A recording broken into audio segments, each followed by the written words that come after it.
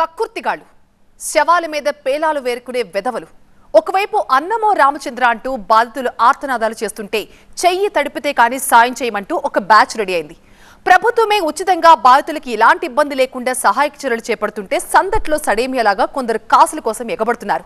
ఇలాంటి వారికి సీఎం చంద్రబాబు ఇచ్చిన వార్నింగ్ ఏంటో తెలుసా? నిత్యావసరాలు కనుక ఎక్కువ ధరకు అమ్మితే ఎలాంటి చర్యలు తీసుకుంటారో మీకు తెలుసా?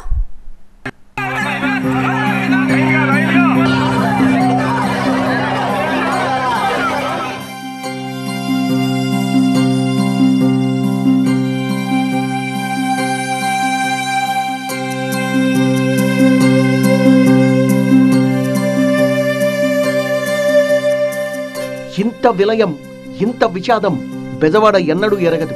4 రోజులుగా నీళ్లలో నానిపోతున్నారు జనం.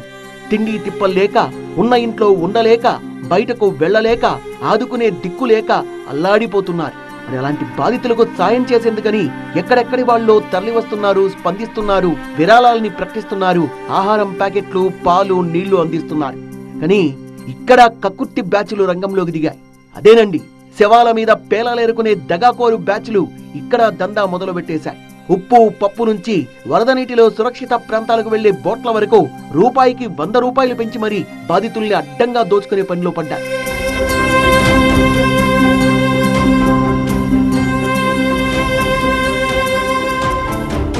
బోట్లున్నాయి చూడండి, ఈ బోట్లు ఫ్రీగా అందించాలి అని వేలకు వేలు ముట్ట చెబితేనే బోట్లను పంపిస్తామంటూ సైకో బ్యాచ్ రంగంలో విరిగింది.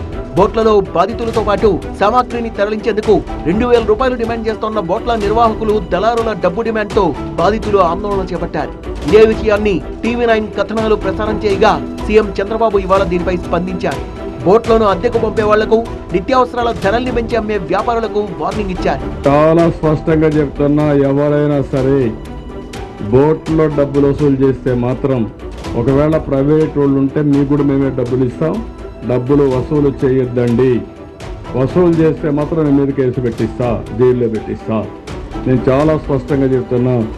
నేను రేపటి నుంచి జరిగే పరిణామాలు కూడా ఈరోజు ఊహించుకొని కూరగాయలు రేట్లు పెంచేస్తారని, కూరగాయలన్నీ మేము కూడా తెప్పించి ఎక్కువ డంప్ చేసి ఫిక్స్డ్ ప్రైస్ పెడదాం అనుకుంటున్నా. ఎవరైనా సరే ధరలు పెంచమ్మినా, బోట్లకు డబ్బులు డిమాండ్ చేసినా ముందు వెనక ఆలోచించకుండా అరెస్ట్ చేస్తామని సీరియస్ గా వార్నింగ్ ఇచ్చారు సీఎం చంద్రబాబు.